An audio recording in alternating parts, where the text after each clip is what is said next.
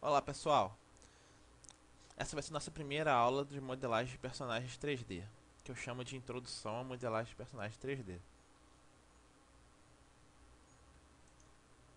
Bem, o que a gente precisa para começar a modelar o nosso personagem?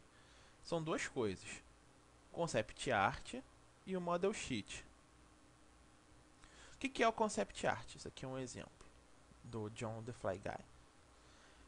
O concept art, ele mostra, ele define pro modelador como que esse modelo vai ser, como que é esse personagem, qual é a topologia dele, quais são os volumes que esse personagem tem, as roupas que ele usa, as armas que ele tem, os acessórios que ele tem e quais são os materiais e as texturas desse personagem. Se é um casaco de pelo, um uma granada de metal pendurado, bolsos pendurados no seu corpo, diferentes visores que ele tem.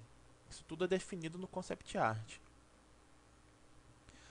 Uma vez que o concept art está pronto, a gente passa para o model sheet. Isso aqui é um exemplo de model sheet do Marvel Ultimate Alliance 2, que é o model sheet do Cable.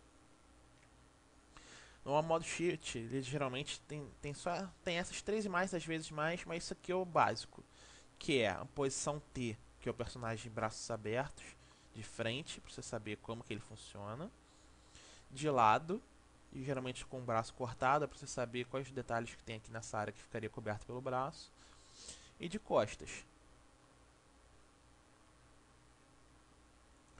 Uma coisa que eu acho interessante é que, além do concept art e do model sheet, você saber qual é a história por trás desse personagem, ele vai ajudar muito para você dar vida a ele quando você estiver modelando.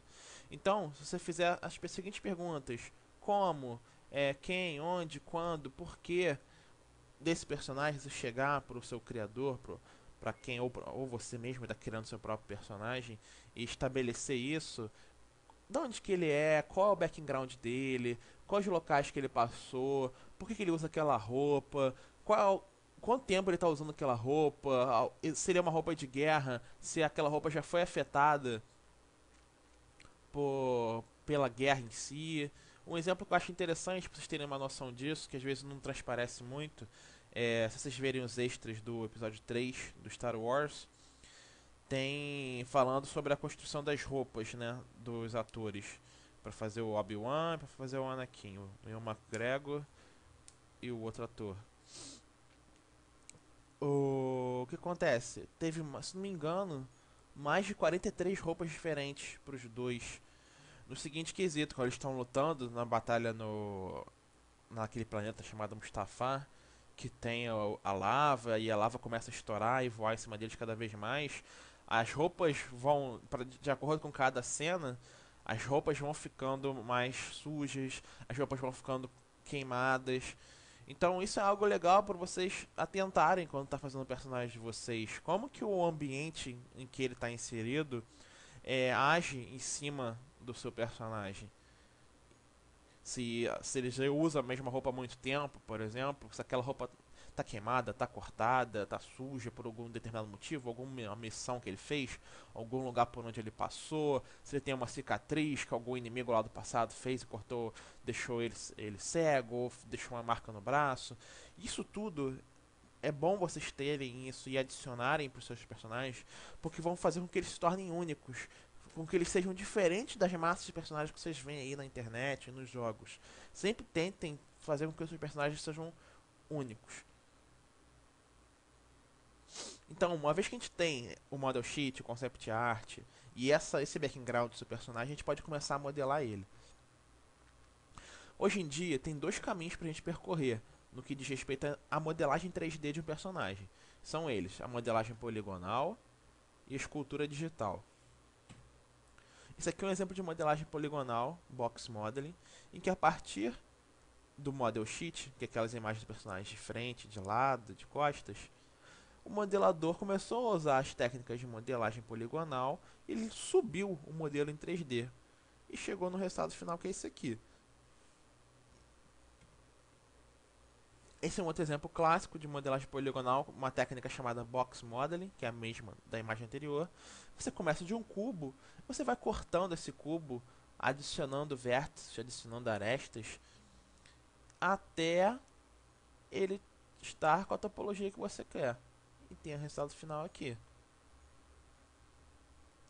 Um outro exemplo de modelagem poligonal que a gente chama de edge extrusion, ou extrusão de aresta. Você vê isso muito sendo usado em tutoriais, em vídeos na internet, quando o modelador ele quer fazer uma reconstrução fiel de uma pessoa ou alguma personalidade. Então ele pega as fotos dessa pessoa, põe na viewport do programa e começa a ir extrudando as faces, as arestas, até ter o resultado final que ele obtém, que ele deseja. Bem, a modelagem poligonal ela é muito exaustiva e ela exige que você conheça bem os softwares que você está usando para modelar, seja o 3D Max, seja o SI, Blender, Maya. Você vai perder um bom tempo para fazer um personagem via modelagem poligonal. Então, hoje em dia a gente tem a escultura digital. Peguei esse exemplo aqui que eu achei muito legal. Você tem um bloco, como se fosse um bloco de pedra, em que o artista, o Giovanni Caramelo, brasileiro, começou a esculpir. Você vai talhando, né, no seu bloco 3D até ele chegar no resultado que você quer. Você vai adicionando mais polígonos e vai trabalhando nesses polígonos, amassando eles, puxando, mexendo eles por todos os lados até ter o seu resultado final. Então, o que é a escultura digital em si? A gente entende como escultura digital os personagens, os cenários, os veículos ou acessórios que são construídos através desses programas que simulam as técnicas milenares de escultura digital em barro pedra. E os principais programas que são o ZBrush da Pixologic e o Moodbox da Autodesk. Aqui é uma imagem de outros ângulos daquele modelo que eu mostrei.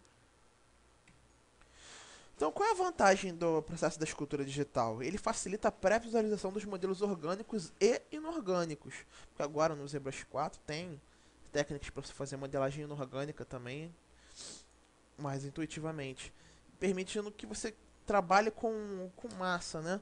Então, você tá usando as técnicas antigas, você usando como se você estivesse trabalhando com as mãos, esculpindo com as mãos e ferramentas específicas de escultura, só que dentro do computador. Você traz a arte para dentro do ambiente de computação. Essa é a grande vantagem da escultura digital. Mas aí a gente chega num pequeno problema. Como é que a gente anima uma escultura digital? Apesar dela facilitar muito, né, a construção dos modelos 3D, a pré-visualização dos modelos 3D, a escultura digital, para você ter aquela quantidade enorme de detalhes, ela vai aumentando a quantidade de polígonos da malha estupidamente, fazendo com que ela tenha milhões de polígonos. E isso inviabiliza o uso dessa malha com vários detalhes pesada em aplicações para jogos 3D e para animação. Não tem como você animar uma escultura. Então, daí que surge a necessidade de a gente criar uma topologia nova, uma malha 3D nova com base na escultura digital, através da retopologia.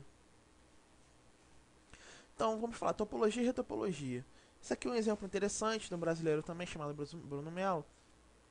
Nós temos esse bloco aqui, que pode ter sido modelado no 3D Max ou qualquer outro software de modelagem poligonal. E levou ele para o ZBrush, começou a esculpir esse bloco, adicionando, subdividindo esse bloco em vários polígonos, até ele ter o volume que ele queria para esse personagem, que é o Hulk.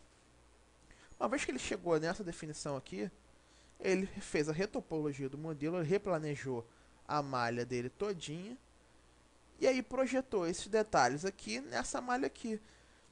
E aí ele conseguiu fazer um modelo mais refinado.